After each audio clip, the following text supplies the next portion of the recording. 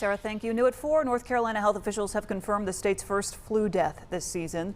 The Department of Health and Human Services says an adult in the western part of the state died from flu complications last week. Officials encourage anyone healthy enough to get vaccinated to do so.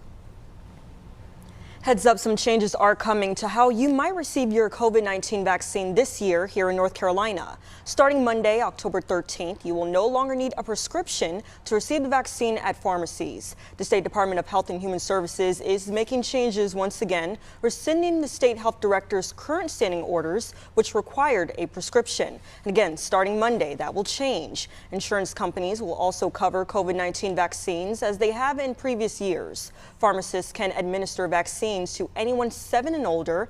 Parents or caregivers of children under the age of 7 should contact their healthcare provider or a local clinic to see if they're offering the vaccine to that age group.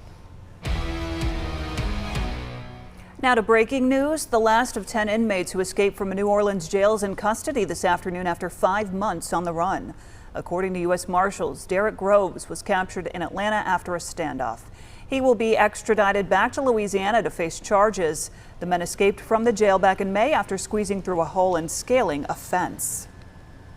Today, former FBI Director James Comey pleaded not guilty to federal charges. Comey was in court in Virginia to face charges of making false statements to Congress and obstruction of a congressional proceeding. Back in September, President Trump called on the Justice Department to go after several of his political foes, including Comey. Many legal analysts say the case is so weak it never should have been filed. A trial was set for January 5th, and attorneys on both sides said they expect it to last 2 to 3 days. Comey could face a maximum of 5 years in prison if convicted. And we're taking a live look now over the U.S. Capitol as the government shutdown enters its second week. Congress still appears deadlocked on a funding plan, and President Donald Trump says he is considering not giving back pay to all federal employees when the shutdown ends, suggesting it could depend on the worker. North Carolina Senior Senator Thom Tillis has been critical of the White House's plan. He warned not guaranteeing back pay for furloughed federal employees would be a strategic mistake.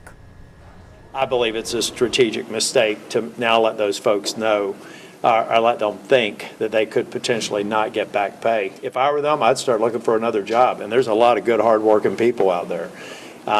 It's just I don't think that is helpful discussion right now. Let's get out of the shutdown. Senator Tillis also says he's worried about the potential impacts to western North Carolina, where people are still recovering from Hurricane Helene.